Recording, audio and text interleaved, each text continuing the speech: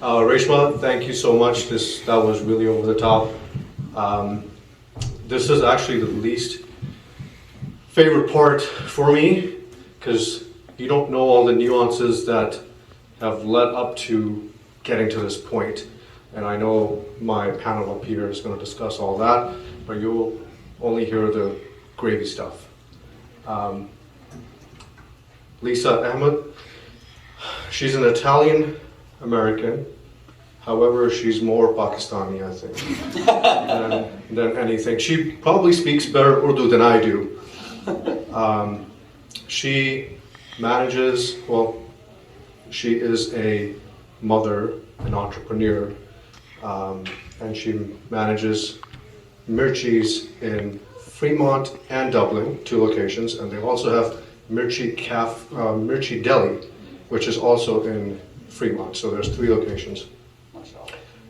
Hisham, I don't know what to say about you. You know, I've had these questions asked many times, and I kid you not, this is a real question. How many bottles of gel do you use in your hair? No joke, I'm seriously asking. I grew up in Florida, I'm ready for a hurricane. I'm just kidding. So before Al Halal Amigo, he was just a primo, but to me he was always a hermano, so I can make jokes. And if you guys don't know what I'm talking about, he's more fluent in Spanish than he is in, he's half, he looks Pakistani too, right? But he's half Palestinian and half Filipino. Yeah. So the trick is to look half Pakistani. You're full Pakistani, don't worry. Lure them in. No, You're full. He's a founder of Al Halal Amigos. How many have you guys been to Al Halal Amigo? Hey. Nice. How many of you guys have been to Mirchi's? What am I doing here? This is a wrap. So we want to know from these true entrepreneurs what our young entrepreneurs were talking about earlier on, what the nuances are, how to get to that level where, mashallah, these guys are now and they will continue to be. So I'm going to open this up. Lisa, please give us everything that we need to know about Lisa. Everything you need to know about me, or everything you need to know about Mirchi? Well, it's your life journey, right? What got you, where that came from? how you became a chef. Absolutely. I can do that. I know that story really well. Okay, so I was born and raised in the Bay Area, and I was born into an Italian-American family, but I have to be honest, I'm half German and Scottish, and if I don't say that, my mom's going to say, what about me? But I just tend to fall heavier on the Italian side because my grandparents opened an Italian restaurant in Fremont. It was called Lucia's, and that was in 1976. So if you want to do the math, I was 2 years old. It's not that hard, right? And I literally grew up like taking naps in the booths when we would visit. And I grew up into that business. I started working there when I was 13. And I was a bus girl and cleaned the tables. And then I became a waitress. And during that time is when I met my husband, who had come from Pakistan when he was 20 to work really hard and help his family back home. And one of his first jobs was at my family's Italian restaurant as a waiter. And so that is really where Mirchi Cafe started. Like that was absolutely the seed, you know, where the whole story of Mirchi Cafe came from. And in that period, we got married. I was very young. I was just 18. And I went to Pakistan, and it was just like a blast of color and flavors, and everything was new for me, a kid coming from the Bay Area. And then I came back home and I entered culinary school in San Francisco. And it was a 2-year program at the California Culinary Academy in San Francisco. It's unfortunately no longer there, very sad. But it was an amazing school while it was up and running. I had amazing chefs, and it was an entire program. So it was not just cooking, it was learning about pastry, it was also learning about butchery. Like we were in a refrigerated classroom for a month. We did not restaurant wars like what you would see now, but we would just do all different types of classes that had everything to do with the food service industry. And then I did my externship in a pastry shop in San Francisco, and I thought that's where I was heading. I really thought that's what I wanted to do. And while I was in culinary school, I was still working as a waitress at my family's restaurant. And my husband was an entrepreneur himself. He was selling computers in that time, and he's still doing that. And that's actually how Mirchi Cafe continues and how I live my life. I'm not living in a car today, so yay for IT. Everyone say alhamdulillah for IT. You know, for me, food is just an absolute passion. My grandmother on my mother's side was a baker.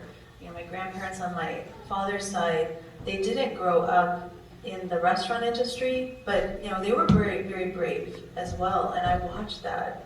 And so they were in their 50s, and they decided to open an Italian restaurant. And I just thought, you know, now looking back, I'm not quite 50 yet, and I think I'm not sure if I would have been able to start Mirchi, you know, in the next few years and been so brave. I was 30 when I opened Mirchi Cafe, but after I graduated, my grandfather had passed away, and so I ended up managing my family's restaurant. And that's a really important part of my story because it helped me to understand not just about cooking and not just about being creative in the kitchen, but it helped me to understand how to actually run a business. And so I had been in almost every aspect of a restaurant, and I think if you're going to consider opening a restaurant, you have to know how to clean the dishes, you need to know how to balance the bills. You know, there's so many different layers. You need to know when something's broken, who do you turn to, and you know, back in the day, my uncle was that guy, and you know, now he's decided that he's retired, so we have to find people to come and fix the refrigerator when all of a sudden it breaks down. There's just so many layers to running a business, and so I was really fortunate to have that experience. And then I decided to open a catering restaurant, and it was called Sophia's Delights, which was named after my daughter who's sitting right in front of me. Hi, Sophia. And I did that for 2 years. It was really hard work, and it was me and myself, and I just had to, take all of the responsibility of the entire business, where before I had my grandparents, my father, my uncle, and everybody that worked with us. So that was another experience that I went into. And it just gave me a lot of determination to keep moving forward. And at that point is when my family's restaurant closed, and I was in a position where I was like, oh my gosh, there's no restaurant in my life that I could come into, and it felt so weird, even though I had my business, my catering business. And that's when the thought of Mirchi Cafe came. And my family would sit around the table, and we would have family discussions, not with just my immediate family, but with my husband's family as well. So I pitched the idea of Mirchi Cafe at our family table, and I drew the logo, and I was like, okay, well, think about this, and we do burgers and make it like Pakistani style, and when you go to Pakistan, and there's that continental aspect of salt and pepper. If anyone's familiar in Lahore, salt and pepper, and there's shazan, and I had experienced that while I was in school, and it really just impacted me because I had my family's experience and watching my husband working in this Italian restaurant, Pakistani immigrant, missing home, him taking our pizza and cooking Pakistani style toppings and putting it on the pizza. So, it's just layer upon layer upon layer. And I just suddenly just saw this is something I want to do. Everyone thought I was crazy. That's the truth. Everyone thought it's not going to work. Why would anybody want? I said, well, maybe they will, right? And so that's kind of how everything started. But my passion for food is multi-layered. And yeah. That's fantastic. No, isn't that how ideas are spun into a look at it? Mirchi's how every single one has been to Mirchi's. And I'll be honest with you, if it isn't for Ike's or Angry Hot Chick or Mirchi's or Halal Amigos, I wouldn't be here right now, honestly, because I can't cook for my life. So all what Reshma said about me owning restaurants and running restaurants, I can't cook an egg. Literally. So, what Lisa is saying, this is spot on, right? Hisham came to me wanting, do you remember that conversation? He wanted to be an investor when Halal Amigos before it even began. Yeah. And I'm like, this is a charismatic young gentleman. I didn't know his culinary skills, but now you know. Like, look at him. Give us a little feedback on where you started, where did the name come from, Al Halal Amigos, and what made you get into it? I know. So if you know where Al Halal Amigos is now, it used to be Main Street Burgers. Hisham used to manage that location. So talk about full circle. He managed a place which he then later turned around, bought, and now is Al Halal Amigos. Come on, guys. Give him a round of applause. This is what American food is all about. Give us a little background. So, first of all, I feel so deeply honored to be sharing a stage with Chef Lisa because I can't, no, man, like 10 years ago, just eating at your restaurant, 8 years ago during Ramadans and the late nights, you know, when I was diving into Islam, alhamdulillah, I was there and feeling the energy of everybody like in this room and eating the pepper steak at like 3 in the morning, you know, and I'm like, this is cool, you know, like, no, really, in your restaurant, you know, and I'm like sitting up here with it. It's so surreal to me. Alhamdulillah. So, to answer your question, yes, Main Street Burgers. I was the opening general manager and chef of the time of Main Street Burgers in Willow Glen. I can't remember the year, but it was close to 8 to 10 years ago when, alhamdulillah, I was diving deeper into Islam and understanding it. And I got the idea of, hey, maybe I ate at your place, and I was like, I gotta do halal like burgers here because I'm over here making this food, and none of it is halal, and I'm a Muslim, and I'm here in this community. Predominantly in that community is kosher eating people, and I was like, I want to do what Mirchi's is doing. I want to bring our people here to enjoy this food. And so it started that way. So it started with just bringing in halal chicken because it was just easy at the time to find halal chicken. So we were just doing halal chicken patties, and I was, again, learning about halal and learning and diving deeper into it. And then I all of a sudden, organically, I met the founder of Halal Food Festival, which is Irfan. He came in to eat and did a nice Yelp review for me, and he gave me a lot of pointers, and then I said, oh, we got to do halal burgers now. I got to figure out how I can do that. And I was just calling people. Harris Ranch was the first to bite because it had to be good. I didn't know the difference between halal and zabiha halal and hand slaughter and machine slaughter. I was like, oh my God, there's so many rules. What's going on? You know, but I was learning, and I was a student. I still am. And I was able to find zabiha halal meat, and with the advice of Irfan, and we brought in halal beef bacon, and then all of a sudden we had a year went by, and we did the one Ramadan night, and I just saw the line out the door, around the corner. I was like, oh my God, there's so many Muslims in the Bay Area. I didn't see this many people at MCA. It was just, we sold out in an hour. You know, and I didn't mean to mention MCA, I'm so sorry. I don't see this many at WVMA. No, I'm just kidding. But it was amazing, alhamdulillah. And then, at the time, I loved making Mexican food. Like, that was my thing. That was what I did at home a lot. Backtrack for a second. Now, let me remind you, Main Street Burger was not owned by him, so he had to buy in from the current owners to do halal. Yeah. So they put him on a probation, if you will. Yeah. So I had to convince them. Yeah. I was like, we gotta do halal. They're like, what the hell is halal? You know, because they're from Los Gatos, and you know, they didn't know what the heck that was. You know, and I'm like, trust me, it's gonna raise sales. And I had to speak their language, you know, to get them on board. And they saw it, and alhamdulillah, I was successful for a while, and then I left the company to explore Mexican cuisine, you know, and I lived in Mexico for a while, and I worked for a company called Tacolicious immediately after, which is in San Francisco, Santana Row. I was their exec chef for a while, and managing partner for one of their locations. And that's where I got to kind of flex my feathers a little and understand the culture and the cuisine and learn from others who started from nothing. The owners of Tacolicious are very successful. And so I knew in 2018-19 when I was running the Santana Row location, I was like, Yeah, I'm gonna do. I think I had the name already and the logo, and I was sitting in a Foothill Library every other day or so, just drawing up my business plan. And then COVID hit, and we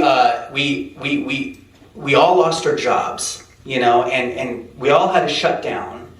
And Tacolicious Santana Row shut down. A lot of great people that worked for me then, you know, just needed to survive. And I looked at my dad and I was like, Baba, I'm gonna do a food truck. I don't care. I'm not working for anybody anymore. I'm gonna sit in the corner if I have to with a cart, and I'm just put halal in the front of it, and they will come, you know. And I'm gonna make Mexican food. It's gonna be amazing. He's like, you're crazy. I know. So alhamdulillah, we found the food truck out in Utah. That's actually true, because I had a Mexican place and it flopped. So big ups to you that you made it happen. Yeah, I mean, I can go forever about this story, but I'm trying to just, I can talk forever. But so we found a food truck out in Utah. I really advise everybody never to buy a food truck outside of state. If you really want to know the reason to that, I'll tell you later. But it's a pain. So I did that. I bought it out of state while everything was shut down in 2020. Well, we were all hiding inside. I was just every day grinding, going, you know, when I purchased the food truck, alhamdulillah, first we had to, you know, get the LLC and get money, because we don't come from any, and you know, I had to collect this investment. I had to go convince people, hey, I'm gonna make halal Mexican food, you know, and going to, you know, to some of your contacts, and Irfan was getting me in touch with people, and everybody was saying no, everybody was holding their money and scared, and I was like, no, this is gonna work, please, you know, I'm gonna serve outside. And finally we collected enough, and then we got the truck, and then we had to get the truck and then get a loan and then get it delivered here from Utah, this 24-foot, 14-high truck. And then we got it, I put it in my dad's backyard, in some way we got it back there. And then I'm there on the food truck now, we're just like practicing, and I'm like, this all tastes like crap. You know, we have to keep, every night we were making food in your yard, every single day. And I was like, we're not ready. I mean, I was ready to launch in June. I was already started my page on Instagram, and I was like, all right, my halal peeps, I don't even know where the heck halal peeps came from. It just came out, you know, and I was going, at that point, you know, we got the truck wrapped and we were doing all that, and I know I'm skipping steps here, but I was in Fremont. I was like, way to go to Fremont, because that's where Mirchi's is. And that's where all the Muslims are. That's where I just thought all the Muslims were, in Fremont, you know, and so we go to Fremont, and I'm like going gas station to gas station, and all of them are like, no, you cannot bring this here, you know, and I'm like, oh God. So I'm going all around, and I'm begging people as I'm trying to get my permits. Well, the city is shut down, DMV shut down. I mean, the DMV literally told me, you can't come back for 6 months. And I'm like, what? I'm starting a business. Like, I'm losing money. You know, I have to pay this loan. And I asked, let me talk to your supervisor. I went to like 6 DMVs, no joke. And I talked to every supervisor until somebody listened to me. And I begged them. So resilience, right? You just gotta keep throwing it at them. And wait, hold on.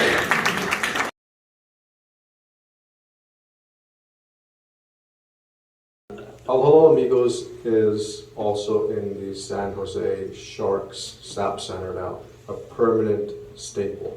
So going from where it is to where, Alhamdulillah. and I have my HalalFest team, Irfan, and everyone under them to thank for that too, because we helped broker that deal for them. And I'm so happy that we have halal restaurants. We also have another halal restaurant in the San Francisco 49ers stadium now, iJava. So that's what I always grew up on halal food. Going out, my parents only got me fish. So seafood for me is literally to see the food. I don't eat it anymore. I go to Mirchi's for steak. I go to Halal Amigos for birria.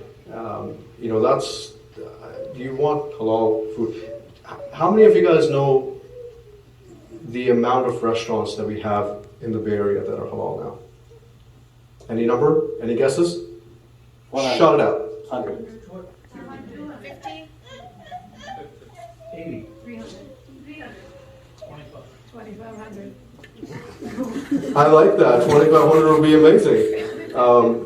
We're about around 150 to 200, right in between there.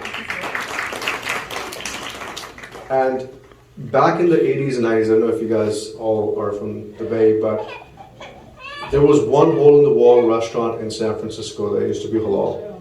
And we all used to go down there, right? On Jones Street. Exactly, in the Tenderloin. Turk and George. You park your car, it's like, dude, where's my car? You come back, your car is gone. Sometimes left. Right? Exactly. That was halal meat for you, or halal restaurants, or halal industry, to these entrepreneurs now sitting up here. You know what sacrifice they have to. This is not an easy business to be in. I know startups, I know tech, I know all that. It's gravy. You clock in your hour and you leave. As a restaurateur, you are breathing and living the restaurant day in and day out. So talk to me a little bit more, Lisa. Tell me more about that aspect. Like, what are the perils, what are the challenges of the halal restaurant industry? Okay, everyone, sit back, relax. Buckle your There's a seatbelt. lot to tell, but I won't. We'll give you blankets and pillows. Yeah, I mean, go back to 2004. That's when we opened Mirchi Cafe, and the concept started in 2003. It took me a year to conceptualize all of my recipes, bring them to life at my home, and then while we were building out Mirchi, it was my catering kitchen, so it's not like we had to build it from scratch because we already built that kitchen from scratch, but we were adding a lot more to that kitchen so that it could become Mirchi Cafe. And then I took a trip to Pakistan, and I really wanted to just get deeper into, like, what am I missing? Because my first concept of Mirchi was to bring what people in Pakistan really enjoy, the American version of food in Pakistan. That was really what I was trying to bring, the continental concept. And we've changed over the years, right? I mean, it's every year we take a look at what we're doing and try and figure out. But in that time, there were no burgers, really, that were in a restaurant that were being sold halal. Honestly, just the food that we were cooking, a lot of the community was questioning, like, how can this be halal? Mm-hmm. So that was my biggest hurdle the first 2 to 3 years.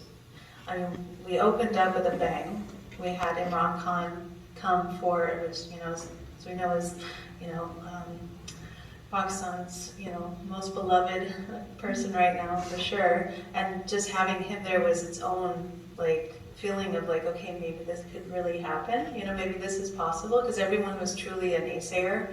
Even my family, who I love dearly, were not very supportive. Like, they were financially, my husband was financially funding me, but everyone was like, I don't know, I'm not sure this is going to work out, because everyone's eating cultural halal food, right? And I'm bringing out, my first menu had a lot to do with my family's restaurants. We had spaghetti and meatballs, we had lasagna, we had minestrone soup. There was a lot of things on our menu that within about a month or two of opening, I just took off and said, no, they're just not ready for it. They don't know what this is really, to be honest. And we're talking 18 years ago. Right now it seems silly to say these things, right? But literally that's what happened. And so then I just tailored my menu to what my customers were really focusing on. And that was hard because, you put your heart and soul into something, and it's hard when it's not maybe understood. I don't think that it wasn't appreciated. I just don't think it was understood. And so we really had to work hard, and we did join HAFSA. That was a big turning point for us in those years. We needed something behind us and like validating that these people are halal, and we're not just halal.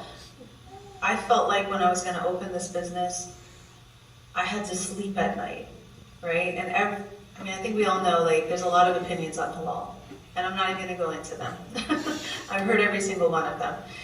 And so I decided I'm just going to, like, at the very top, like, that was our slogan, 100% halal or nothing at all. That's what we decided. And we still had people questioning us. Is this halal? Is this halal? like, and I'll be honest, some of my staff members who are Muslim, they're like, Shahada? Like, do you want me to prove to you that we're Muslim? Like, we are selling halal, we have to sleep at night. So that was really hard, and we only do hand slaughtered halal. So for us, it's another whole cost that I don't think a lot of people factor into. Again, I'm not going to get in the middle of what's right and what's wrong. That's not my business. I just decided for us, we're just going to go all the way to the top, and then everybody else in the middle can fit in, if you know what I mean. It was just to try to even get our name out there. The first few months were great, and then all of a sudden there's crickets, right? Like the spicy ranch fries on our menu all started from that time because I was so depressed. I would be sitting in this empty restaurant and I would drown myself in, spicy ranch fries.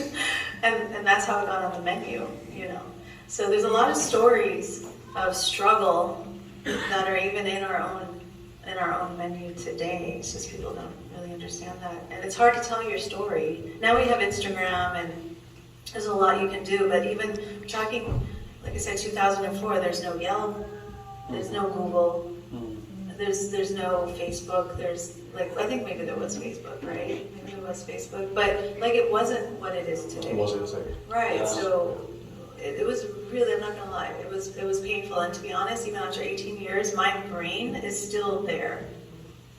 I don't really feel like I've made it anywhere. I really feel like I'm still starting out. So I don't know that you ever feel like, okay, I'm here, and I did it. I'm still thinking, how can I be better?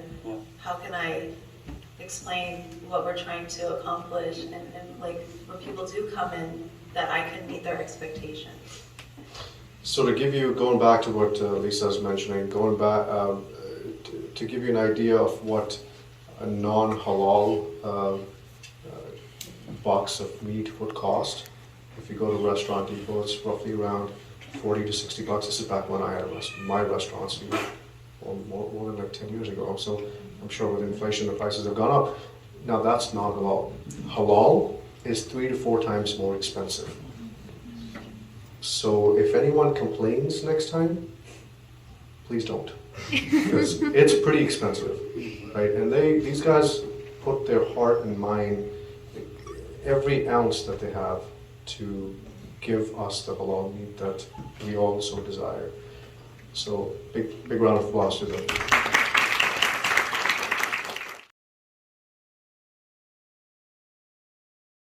Like the way we think about Allah subhanahu wa ta'ala, we think about our restaurants almost the same. And it's because it's our lifeline, and without the constant thought, even I'm sitting up here talking to you, I guarantee you I'm getting like 40 notifications. So you want to talk about struggle. There goes your weekends. There goes your family. I mean, there goes your family. But sacrifice. I mean, the biggest thing that I can say is sacrifice. You sacrifice a lot, and you hit crossroads every week. You don't know what's going to jump in front of you. Every day is a solution that you're looking for. Every day. Most of the time, I don't feel like a chef sometimes. I feel like a solution guy. I have to figure out, my walking goes down, my food truck and my brakes are down today. Really, I had an event today. I went to go pick up from the mechanic, $700 fix. If I didn't put my foot on the brake before I drive, oh my God. And then you have to find a solution for the event that you have in 2 hours with 400 people that are going to be hungry. What are you going to do? And you can't panic. You can't. You got to stay level-headed. You want to talk about struggle? Struggle is normal in this industry. And you just have to embrace the suck. It's going to suck. But you know what? You embrace it and you put a smile on your face and you find solutions. You just find it. Resilience. That's it. It's a struggle every day. I know it is for her. She has 2 restaurants and a deli, mashallah. I know where your head's at right now. And I mean, I can go on forever with this question. But that's probably the one that sticks out the most for me. Everything I just said. I second that, 100%. Yeah. Yeah. Do you guys know what the dollar-wise, what the halal market is in the U.S. right now? Throw out a number. Go ahead. For the groceries, it is $25 billion, just for the groceries. But for the halal restaurant, I think this might be around $10 to $15 billion. Any other guesses? 3.5 billion. 10 billion? You guys are spot on. Right now, in the U.S. alone, it's a $10 billion industry. 10 with a B billion dollar industry. And what about the entire world? Any guesses? 80 billion. 1.9 trillion. I'm not joking, look it up, Google it right now. It's expected to grow exponentially by 2026. So halal is here to stay. And it's because of their sacrifices that, you have to carry on. Like Hisham mentioned, it's a passion. If you don't do anything that's worthwhile and you're passionate about, you're not going to succeed. 70% of the restaurants in the United States close in the first year.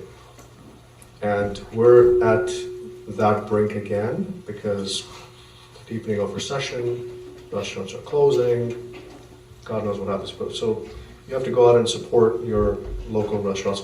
HalalFest, this was in 2020, is that correct? If I'm correctly. We did our first restaurant week, which was not just in the halal industry, but in the entire United States. Nobody's ever done a restaurant week. And we did that back in the pandemic.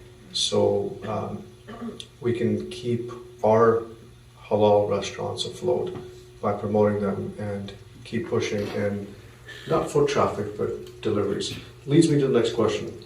What do you guys think about the technology, and because of the Ubers and the DoorDashes and delivery services? I know they take a lot of cut, that's a huge, yeah.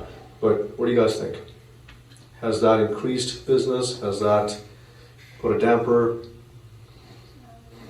It's for both of I'll you. let you go first. I mean, I just dislike the whole thing. I understand. I think it's an amazing opportunity for the customer, absolutely. But for the business owner, not much help for us on so many levels. Number one is the cuts. I don't think anybody realizes that what they're having, the business owner has to, it's 27% is the minimum. So just picture this, your food cost has to be 30% or below to survive. And right now, our food cost is about 45% because of the triple of costing. Then you have your labor, which is supposed to be maximum 30%. Ours is way above that right now too. Then you add that 27%. Now, what happens to your rent, your utilities, the thing that breaks every single day, your other, it just goes on and on and on, right? So that model for a mom and pop is not sustainable. That's just the truth. Again, I think it's a great concept for the end consumer, but for the mom and pop, no, it's not. It's just not a great, unless there's some other solution, but I'm not sure what that solution is. It's really just a numbers game. There's a certain amount of money you invest into your business through raw product and labor, and that if that's not met, then it's not a business anymore, it's a charity, right? And sometimes Mirchi Cafe is a charity, that's the truth. My husband is the benefactor, he's the one who pours the money in to keep it going, because we really love what we're doing, and like he said, we are committed to the community because we've created a bond with you guys, you're all family to us, and I know people think we are crazy, but I know I'm going past that conversation. The other thing that I want to say is You know, like we own a deli, right? But we do halal meat, and the reason I started that business was to help control our meat quality. So we had, you know, hand slaughtered halal that was going to be as fresh as we could get it for our restaurants. And we also do grocery, like Pakistani grocery. But, you know, it's a tough business. It's a really tough business, and we only do it because we love it so much. So I wish I had just something better to say. I'm sorry. No, you're right. I tell everybody this. Third-party delivery. Don't complain about the price. You're gonna do it, embrace the price, because 30% is what they're taking from us. So we're gonna mark up 30%. You want that 30%, you really, I mean, you can't jump in your car and come get it from us directly.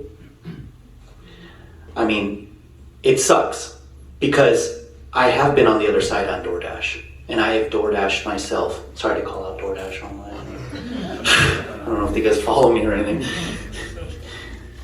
But, you know, you order something from DoorDash, it's like a pizza that's like $40 for like a small, you know, but you're paying that markup, and I don't complain about it, because I understand. From our perspective, I understand.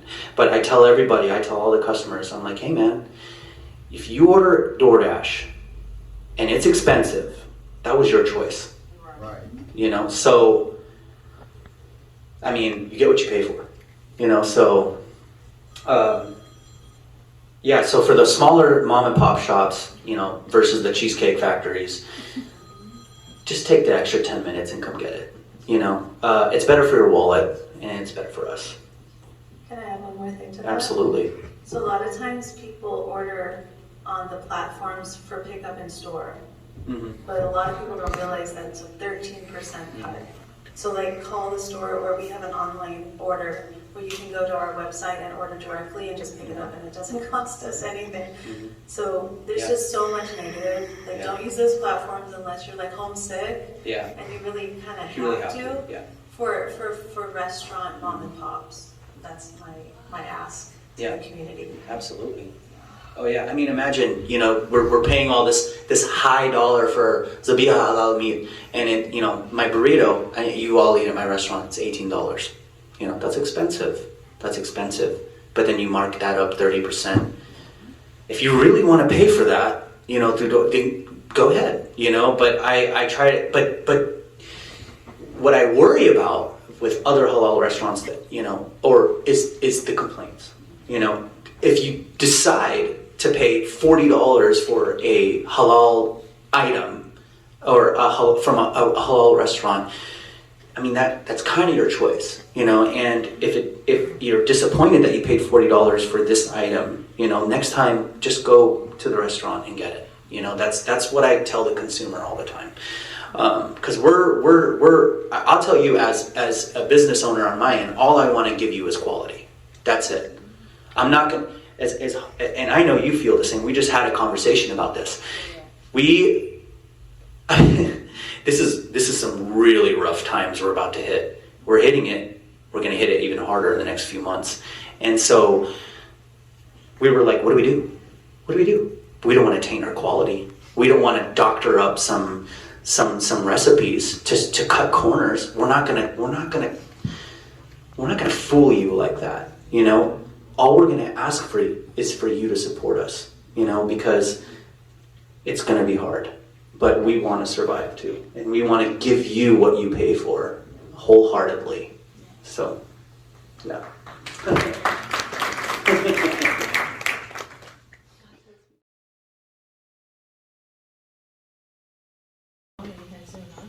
I mean, I think we have to brace ourselves, and I think that, here's what I think, this is my ask from the community, is for all of us to really come together and decide what do we want left after the storm passes? What do we want still standing? Yeah. We really have to come together, and because, you know, we've been working a long time building this amazing halal industry in the Bay Area. I can't speak for any other area, right? And I don't know what's going to be left in the next year or two if it continues. If it gets a lot worse, I mean, are you guys gonna pay $25, $30 for a plate of food at my restaurant? I don't know. I mean, currently we're as low as we can be, and we have no choice but to raise our prices. Otherwise, my husband cannot do that much more investing to the point of. And I also want. Like running festivals, and I hear all these complaints when we have festivals. Yes, we have thousands upon thousands. Like at a Halal Fest event, we have upwards of 5,000 to 10,000 people that show up. So if we have food vendors there and they are preparing the food for the customers, be patient, because it takes a lot being back there. I know I've been back there, so I know. I can feel what these guys are going through. Be patient. You're talking about fast and easy and convenient. Well, yes, we all go, well, no, we shouldn't go, but, in and out. Look at the lines, right? Nobody complains. Why do we complain when it's halal restaurants? Well, we're stunting our growth. As a Exactly. Levi, we are stunting our Muslim growth, because if something's going to become good and popular, like I've done specials over the years, and I don't do much of it now because it's too stressful, because everybody storms in at the same hour for the same thing, and literally it shuts my kitchen down for everything else.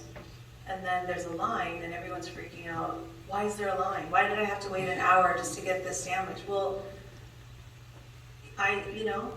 Absolutely. if we don't be patient with this process, we can do so much more fun things. If we all learn patience in waiting and knowing that, first of all, good food isn't cooked fast.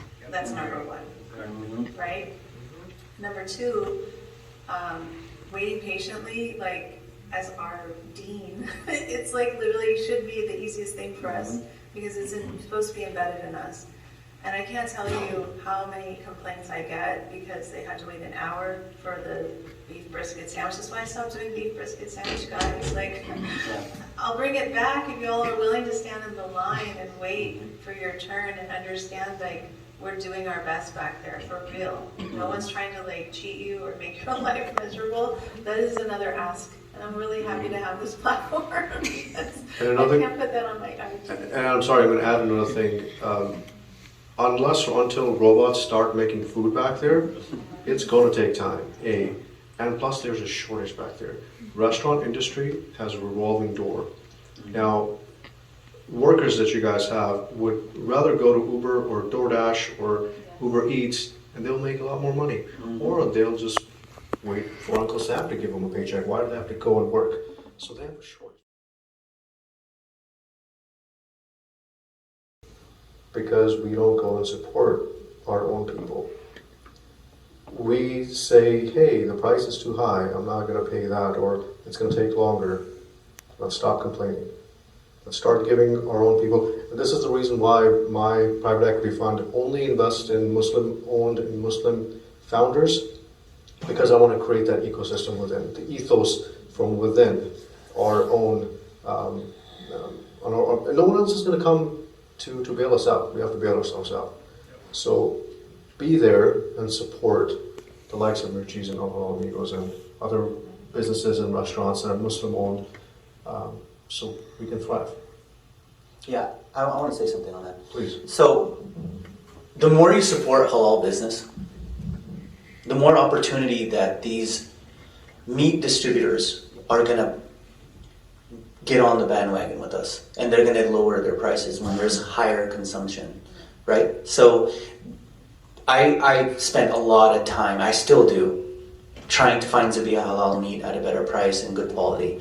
And a lot of these distributors that I speak to actually say to me, what's going on? There's tons of halal popping up all over the place. What is halal, or they're setting up areas in their plants or their distribution companies, just for halal. And that is just eye-opening and great.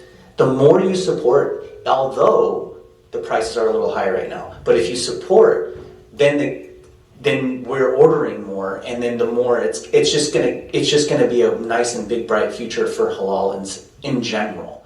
The halal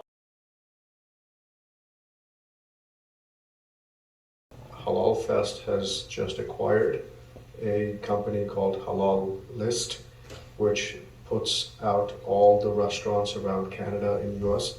And we have a map on our website, so go check it out, halalfest.com. Nice.